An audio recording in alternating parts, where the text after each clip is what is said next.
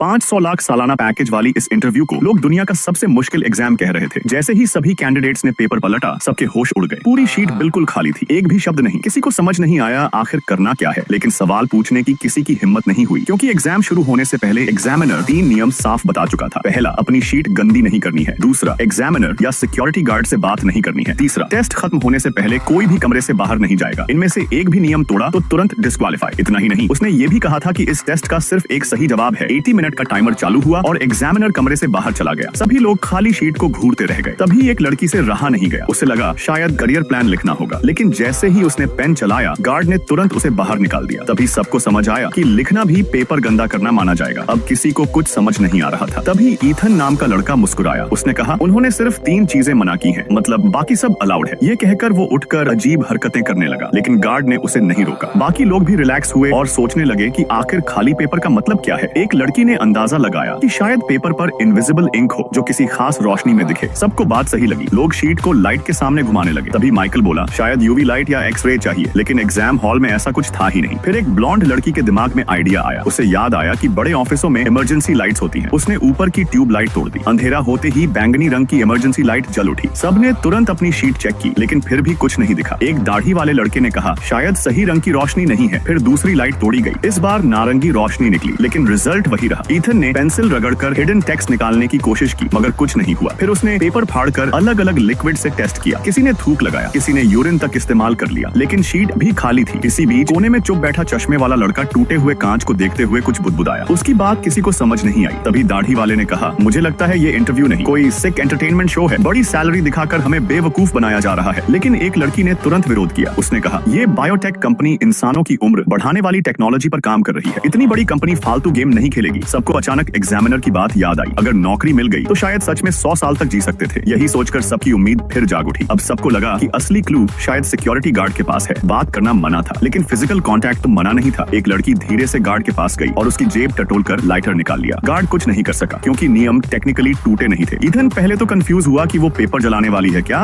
लेकिन तभी उसकी नजर छत पर लगे स्मोक डिटेक्टर पर गई और उसे पूरा प्लान समझ आ गया। माइकल ने कहा, हम पानी से टेस्ट कर चुके हैं, उससे कुछ नहीं हुआ। ईथन मुस्कुराया, जरूरी नहीं ऊपर से पानी ही निकले, शायद कोई डेवलपिंग केमिकल हो। सबको बात सही लगी। इतनी बड़ी कंपनी इंटरव्यू के लिए कुछ भी सेटअप कर सकती थी। एक लड़की टेबल पर चढ़ी और लाइटर जलाकर स्मोक डिटेक्टर के नीचे ले गई। बाकी सब बेसब्री से इंतजार करने लगे, लेकिन उसकी हाइट कम पड़ रही थी। तभी ईथन ने मदद के नाम पर अपना पेपर आगे बढ़ाया ताकि वो उस पर खड़ी हो सके। लड़की ने बिना सोचे पेपर ले लिया, लेकिन अगले ही सेकंड सब दंग रह गए। वो उसी लड़की का खुद का एग्जाम पेपर था।